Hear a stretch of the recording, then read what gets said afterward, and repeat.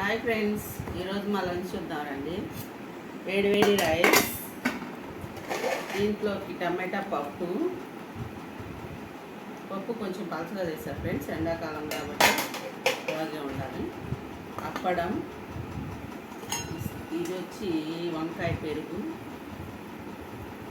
Friends, ఇది వచ్చి మిర్చి పప్పులు పొడి వేసి చేశాను, బాగుంటుంది ఫ్రెండ్స్. చేయండి మీరు కూడా. వచ్చి కొబ్బరి చట్నీ,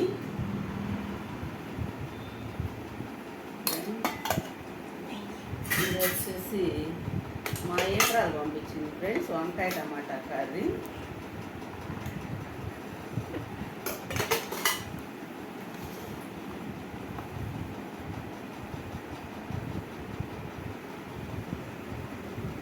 కర్రీ ఎక్కువ తినండి ఫ్రెండ్స్, ఎండాకాలం కదా, బాగుంటుంది.